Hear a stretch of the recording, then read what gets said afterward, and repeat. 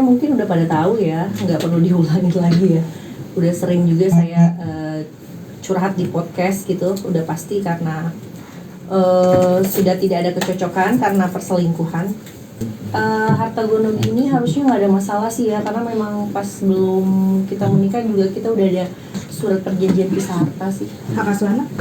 Hak asuh anak, nah itu belum diomongin, mungkin nanti biar Bang Minola yang lebih ngerti ya.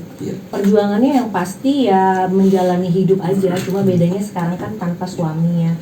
Jadi sendiri, jadi single mom. Ya lebih mungkin aku akan lebih semangat lagi buat kerja. Kalau di entertain ya masih, karena itu tidak mempengaruhi aku bercerai atau tidak sih, karena memang itu udah pekerjaan aku kan ya. Kayaknya sama Andrew itu benar-benar baik-baik aja pisahnya, semuanya kita selesaikan baik-baik. Jadi nanti urusan anak dari sekarang juga aku tidak melarang sih, jadi dia masih quality time juga kadang sama anak aku. Iya, mungkin karena supaya statusnya jelas lebih enak kali ya daripada ngegantung. Karena kalau untuk nunggu lahiran 2 bulan, 3 bulan, 2 bulan lagi lumayan lama ya. Jadi biar enak juga ke saya dan ke Andrew-nya juga gitu. Enggak, aku udah nggak ada kontak lagi, cuma urusan anak aja lewat babysitter. Karena nggak ada komunikasi, jadi saya nggak ada ngobrolin soal nafkah juga sih. Saya dulu, maksudnya biar statusnya nih kan jelas dulu. Saya kan lagi memproses. Jadi supaya fokus, nggak ada pikiran untuk apa ya. Kalau misalnya banyak masukan gitu kan pusing ya. Jadi aku cut dulu aja sampai ada statusnya benar-benar jelas. Kan sudah tertutup komunikasi. Udah tertutup. Paling melalui babysitter aja. Cuma disampaikan gitu aja Pak ya. Kalau memang misalnya Andrew itu menghormati perkawinannya dengan Teguh Dewi dan betul-betul ingin menjaga agar rumah tangga itu tetap berjalan dengan baik, harusnya Andrew tidak melakukan apa yang dia lakukan hari ini, ya. Salah, oke, semua orang berbuat salah. Tapi kalau misalnya salahnya itu berulang-ulang dan salahnya itu hal yang sama terus-menerus selama hampir kurang lebih 11 tahun dalam rumah tangga, ya. Kalau berumah tangga 7 tahun. 7 tahun, ya. 7 tahun pacaran. Nah, 7 tahun berumah tangga. Ini kan membuat Teguh Dewi berpikir Andrew tidak sungguh-sungguh. Jadi kalau misalnya dalam lisannya dia mengatakan sungguh-sungguh ingin mempertahankan rumah tangganya, sungguh-sungguh menyayangi dan mencintai Teguh Dewi, sungguh-sungguh ingin memberikan segala sesuatunya untuk kepentingan anak dan istri, perbuatannya tidak menunjukkan hal seperti itu, gitu. Karena kembali lagi Andrew melakukan kesalahan yang sama yang sudah lebih dari 2 kali dimaafkan oleh Teguh Dewi. Jadi dengan kondisi seperti itu ya kita harus mengartikan Andrew tidak sungguh-sungguh ingin mempertahankan rumah tangga. Semuanya baik-baik aja, dia juga suami yang baik, bertanggung jawab, cuma masalah itu aja.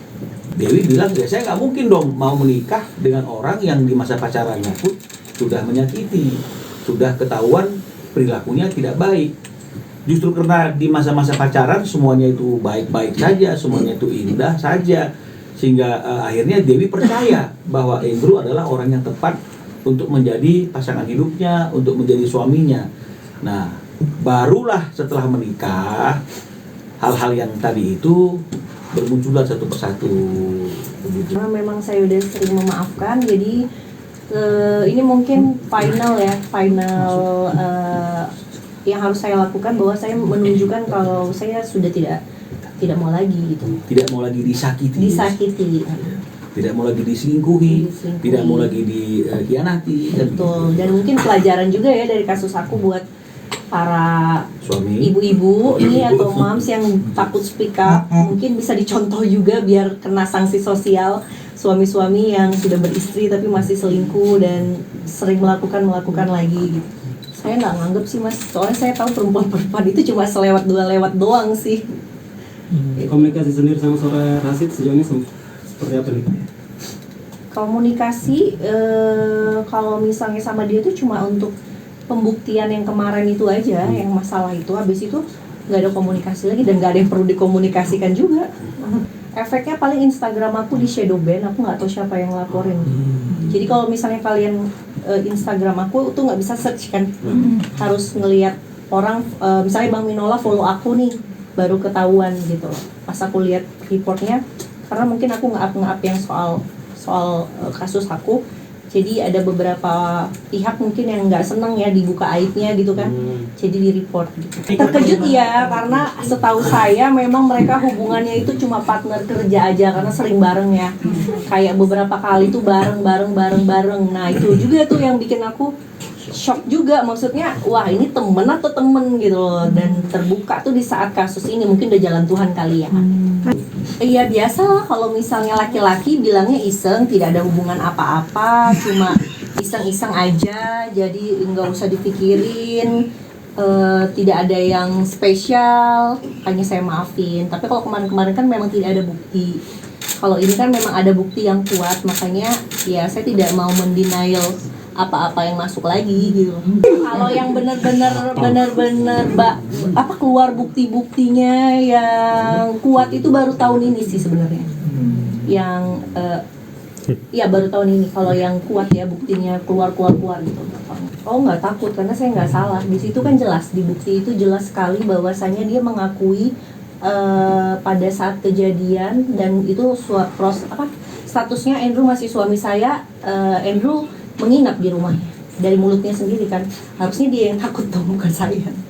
Oh yang waktu di video, yang di voice note itu semua udah jelas ya, dia kan minta jangan diposting ya, jangan diviralin kan, ada kan. Kalau kalian benar-benar amatin tuh di situ ada semua. Nah di sini saya nggak salah, saya cuma pengen menggali bukti keluar dari mulutnya sendiri, kan dia sendiri yang ngomong. Tapi setelah diposting kan nggak ada omongan dari SR? Nggak ada, dari manajernya walaupun saya kenal juga nggak ada, semuanya pada silent aja, dibawa gila lah ibaratnya, itu mungkin biar redup sendiri kali ya. Enggak, itu tuh yang menginap itu tuh sebenarnya tuh pas hari kejadian doang ya. Tapi setelah itu aku nggak tahu. Kalau sekarang si Andrew balik ke rumah kita yang bareng, saya yang sudah enggak. Yang kuat buat memaafkan ya udah pasti ya, namanya berumah tangga itu kan yang dipikirin bukan cuma antara dua orang aja, apalagi sekarang saya udah punya anak ya. Banyak lah pertimbangannya, misalnya dari segi lain dia sebagai suami nggak ada masalah, nggak pernah KDRT segala macam. Cuma kalau diulang-ulangin lagi kan, kita juga manusia punya limit ya, itu untuk memaafkan. Dan kejadian udah 2 minggu ya bang. Kakak ada penyesalan nggak sih kak? Penyesalan sebenarnya lebih kayak ke, walaupun gimana pun kan dia tetap papa anak saya ya. Saya tuh agak sedikit, waduh bener nggak nih ya diviralin gini, takutnya kan membuka aibnya dia gitu. Cuma mungkin ini pelajaran juga buat dia supaya jadi manusia yang lebih baik lagi. Karena gimana pun sekarang dia tuh bukan, misalnya kita pisah nih, bukan sebagai suami, tapi kan dia jadi bapak, seorang bapak dari 2 anaknya yang nanti bakal melihat jejak digital kan, gitu. Kalau misalnya dia tidak mengubah dirinya sekarang, anggap aja ini kayak hikmah lah, ada hikmahnya.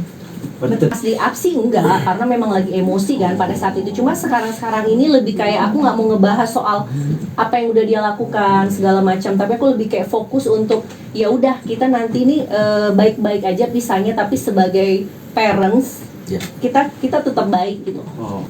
Responnya ya kaget, karena kan selama ini saya selalu maafin dia, saya nggak akan melakukan hal-hal gila seperti ini gitu kan. Iya dia kaget, karena kan aku blok, jadi dia sempat nge-DM dari akunnya Instagram anak aku kayak, kamu kenapa tega banget kayak gitu. Tapi langsung saya blok lagi gitu. Mungkin dia juga shock juga, nggak akan nyangka juga bakal kejadian. Kamu kok tega banget gitu ya?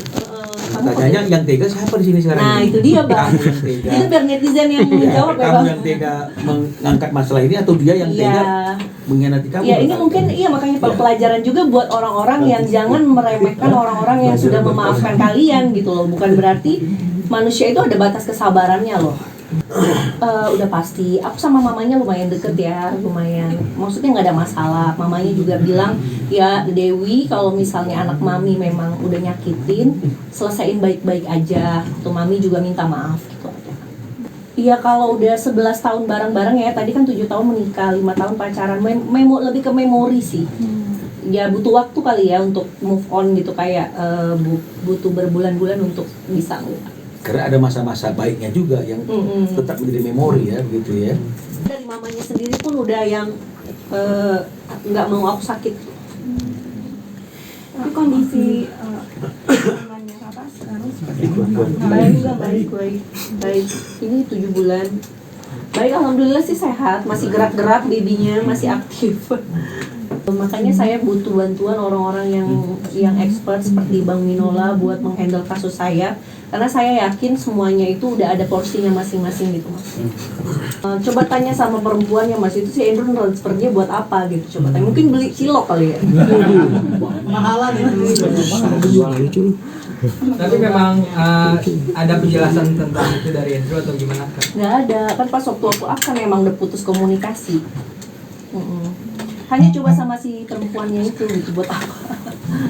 Sama keluarga udah pasti, sama orang tua, sama ada beberapa sahabat-sahabat aku, manajer aku juga yang mau nemenin. Boleh, tapi mungkin kita itu kan ada ruangan baby tuh, dia kan bisa lah lihat, masa kasihan juga kan anaknya dia ya, lihat mukanya gitu. Anak aku masih kecil ya, dan sekarang juga selama 2 minggu kita nggak bareng ini, Andrew itu ada beberapa kali di saat aku kerja itu nyamperin anak aku. Jadi dia ngubungin mbak aku, nanya, ibu di mana? Oh, ibu lagi kerja pak sampai sore. Ya udah bapak ke situ ya. Kalian lagi di mana? Bapak mau quality time sama Eshan. Ada beberapa kali. Jadi aman, tetap aman ya. Jadi Tetap nggak- aman, nggak jadi terganggu nggak- ya. nggak Sekali lagi terganggu. quality time antara ibu dan anaknya nggak terganggu. Aku juga nggak yang, wah lu nggak boleh ya ketemu sama anak nih, nggak kayak gitu, karena aku tahu Eshan itu deket banget juga sama Andrew.